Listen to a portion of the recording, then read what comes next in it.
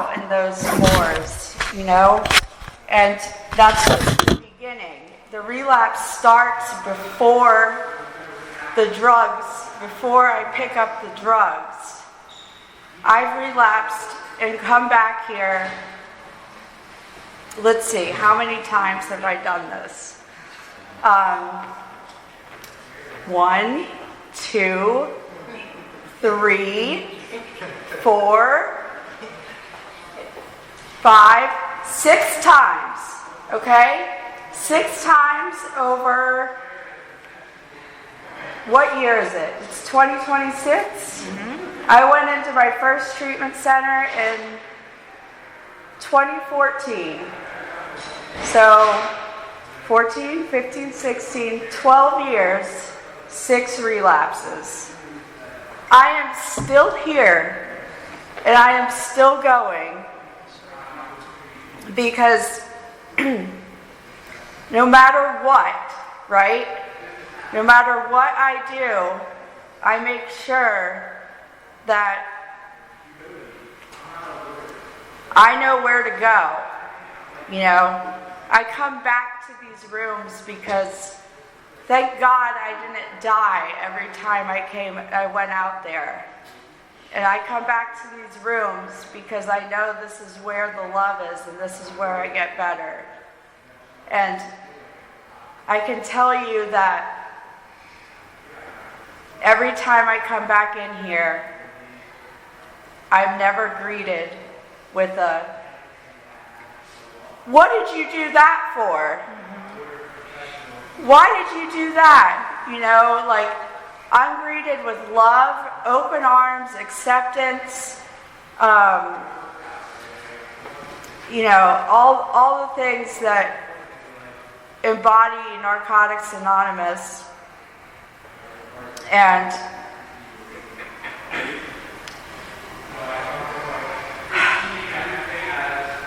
some of my relapses have been very minor, and some have been very bad. Some have landed me in the hospital, overdosing. Some have just been like, I've had a drink and I smoke some pot, and I get very humble, and I come back in here because I don't want to die. But thank God for that, Thank God that I have the humility, because it takes humility to come back into these rooms. And it takes a lot of courage to come back in and raise your hand and say, "I'm not okay and I need help." It takes a lot of courage to do that. And you're not a failure. If you do that, you're not a failure. There's a lot of times in my recovery where I've thought to myself, if I go out this time, I'm never going back to the program. This is it. I'm never going back. And once you go out, there's a head full of recovery that ruins the time out there. And it's no fun, because you pick it up and all you hear is, "One day at a time. We love you no matter what."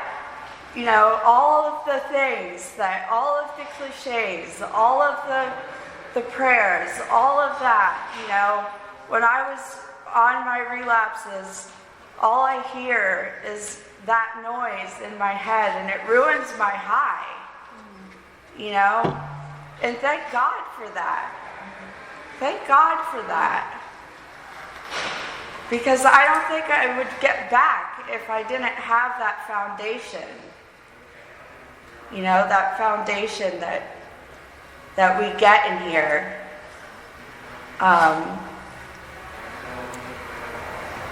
it's so important to have a foundation in recovery.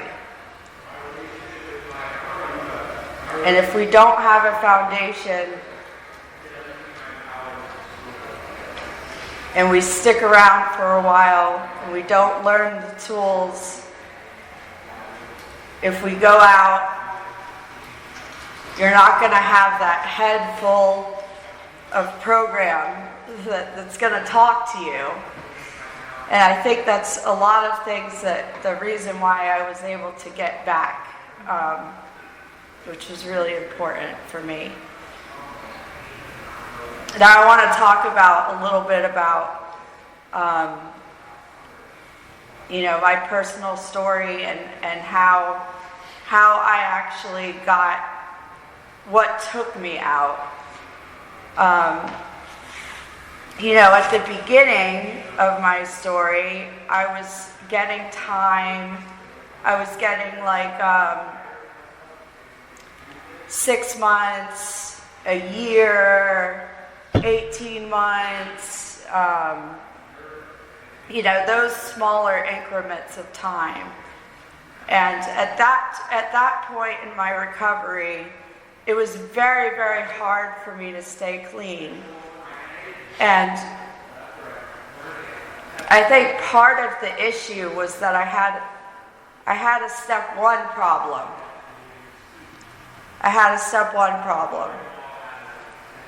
I was not fully convinced that I was an addict. And I couldn't work step one thoroughly. And, I had a sponsor at the time who told me that this is the only step that you have to do perfectly. And she was right.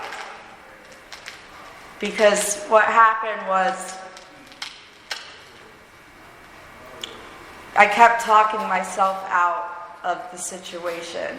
And even though stuff was really bad, I was living in LA, I was sleeping in my car, I had my cat in my car with the litter box in the front seat, I was shooting dope, I was taking the bus, because my car was my home, and I was taking the bus to downtown LA to cop, and everything around me was chaos. It was bad. I was distant from my family. I had cut them off because I didn't want them to see what I was doing. So, I actually didn't do many harms to my family because I cut them off,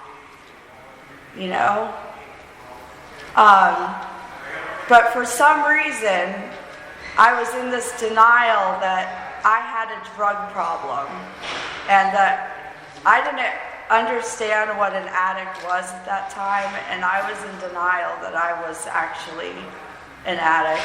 And not only that, I came into these rooms and I was so resentful or something about church and God that I saw those words and I was like, oh hell no. That's not for me. I'm not doing that. So it took me a long time and good sponsorship, really good sponsorship to get me to a point where finally I was able to be a little bit, just a seed of willingness, open-mindedness, to start realizing and working some steps. I finally was able to put some time together, and I put almost 8 years together. And that was my longest chunk of time. And it was a beautiful, beautiful time in recovery, and it still is. I went out 18 months ago for a week, and I drank And I started taking kratom. Great drug, right? Great. What are these people thinking? Like, we're going to sell fake heroin at a gas station? Like, what are they thinking? So, how I got to that point, I started getting really resentful. Well, let me back up a little bit. So, recovery gave me this beautiful, beautiful foundation and this beautiful life. I mean, I went through all the steps. I had sponsees. I was of service. I had moved through several states. I had reconnected with my family. Had made amends. Had built credit.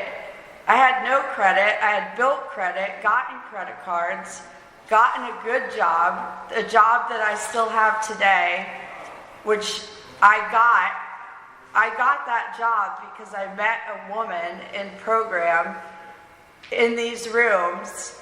She gave me a job there as a junior position, and I am now still at that job, and I am a senior art director there. 8 years later, the longest I've ever kept a job. I bought a house, and I own a small nonprofit business. And I'm not saying that to brag. I'm saying that because that's what recovery looks like. And just because you relapse, you don't lose that. I didn't lose that. I have 18 months. I didn't lose that. And thank God I had that foundation, because what happened was I had too much to lose.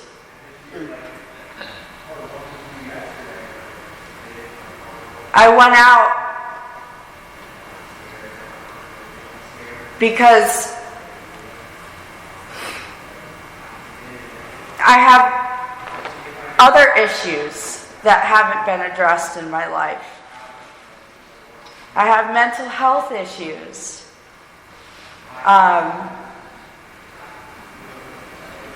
I have deeper stuff going on, that's been ignored, that never came through step work.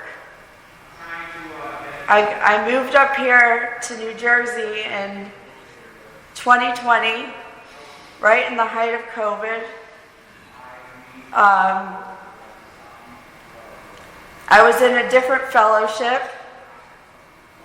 I was resentful at that fellowship because the fellowship in New Jersey is different than the fellowship in Florida and California, and I couldn't talk about drugs up here. And that was my thing. So when I would go to speak at a speaker meeting and I would say, hey, I shot dope, I felt like unaccepted, and that's unacceptable. And that's unfortunate, and I'm not bashing that fellowship, but I did come into contact with a lot of beautiful people there too, and I still am very grateful and have a lot of friends in that fellowship, but it really hurt. It hurt me, and I got a resentment. And that compiled with mental health,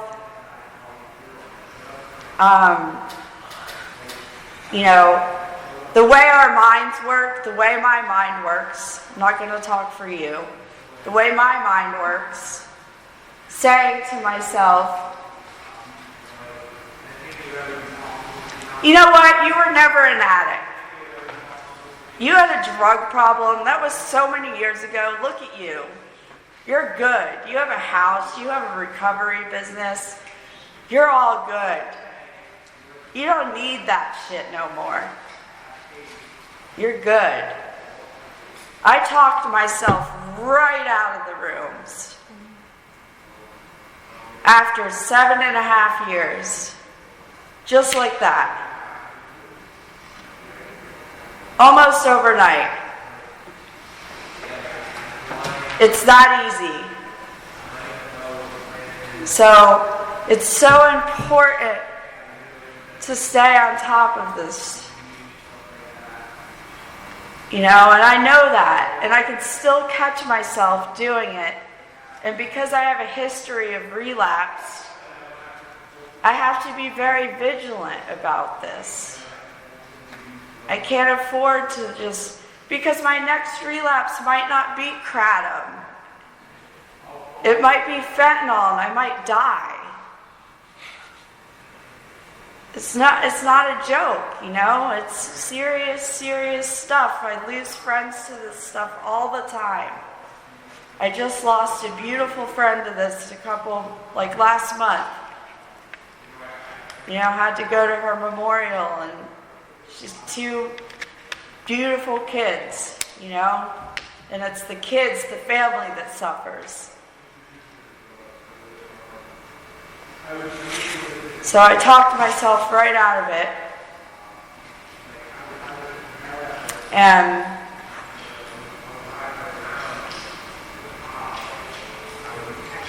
I went out.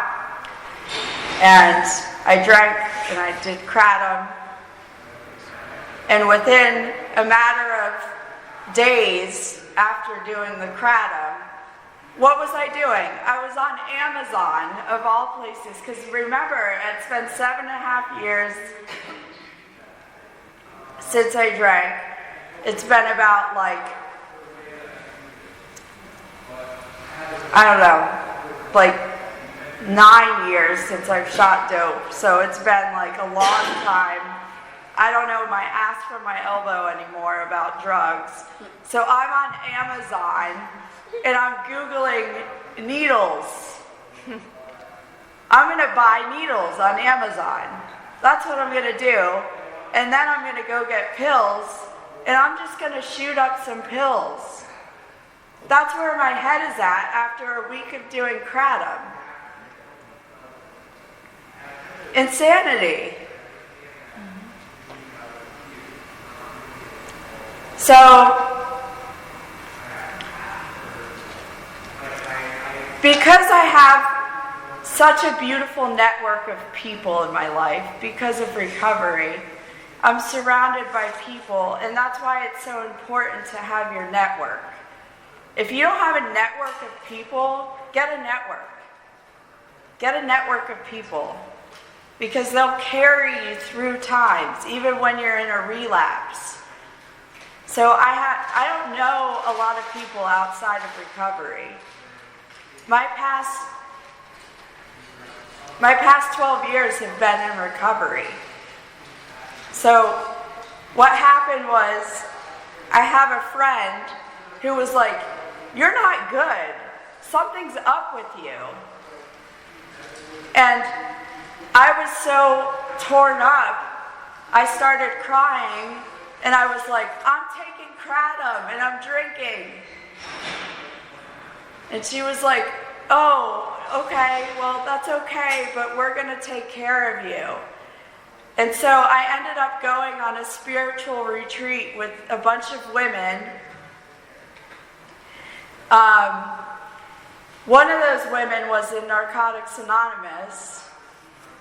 And that was a horrible weekend. I mean, it was good, but it was I don't know. It was just a lot, you know. And one of the women was in Narcotics Anonymous, and I had been thinking about switching programs at that point. And that became my journey here in Narcotics Anonymous. And I jumped right back in, and I went to a meeting, and I raised my hand, and I said I needed help. And the humility from a small relapse was almost greater than coming back from a major one. Because my brain says I'm not cool enough. I'm not bad enough. That's what my brain does. How crazy is that? You know? So, and you know, I met so many beautiful people in here that carried me through.